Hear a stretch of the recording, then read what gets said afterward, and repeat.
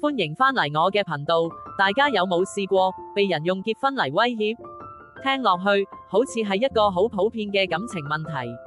但今日呢個個案會顛覆你對逼婚嘅理解，因為背後隱藏嘅真相遠比你想象中複雜。張先生同女朋友拍咗幾年拖，感情一路都算平穩，直到最近女朋友開始逼婚，而且一次比一次激烈。女朋友成日同佢講：我哋都唔細啦，你到底打唔打算娶我？如果你再唔俾個答覆我哋不如算數。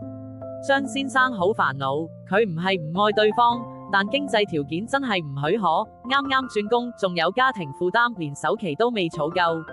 佢同女朋友解釋，但對方完全聽唔入耳，仲話呢啲係藉口，根本唔愛佢。後來張先生揾我解讀潛意識，想了解女朋友真正嘅想法，點知解讀出嚟嘅信息震撼到佢講唔到嘢。第一個原因係女朋友唔想被人揭穿性取向，女朋友一直隱藏同性戀者嘅身份，對張先生嘅感情一直唔係愛情，但佢冇勇氣面對自己嘅性取向，更冇勇氣同家人朋友坦白。女朋友要逼婚嘅原因係因為佢需要一個合理嘅分手理由。如果張先生因為冇錢結婚而分手，咁喺外人眼中錯嘅就係張先生，佢令段感情無疾而終，而女朋友就可以帶住受害者嘅身份全身而退，唔需要面對自己真正嘅秘密，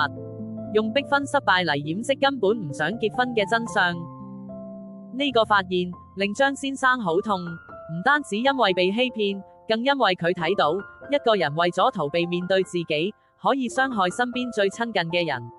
女朋友明明可以坦白，明明可以好好溝通，但佢揀咗一條最傷人嘅路，用逼婚嚟逼對方做壞人，等自己可以無辜咁離開。呢個個案話俾我哋知，唔敢面對自己嘅人，往往會製造更多傷害。一段關係入面，最痛嘅唔係分手，而係對方由始至終都冇真正坦誠過。如果你都經歷緊類似嘅困惑，或者覺得對方嘅要求好矛盾，不妨停一停，問下自己，對方真正想要嘅到底係結婚，定係一個離開嘅理由？真正嘅愛建立喺坦誠之上，連自己都欺騙嘅人，好難真正愛人。記得訂閱我嘅頻道，一齊用潛意識嘅智慧，學識辨識關係入面嘅真相。我哋下次見。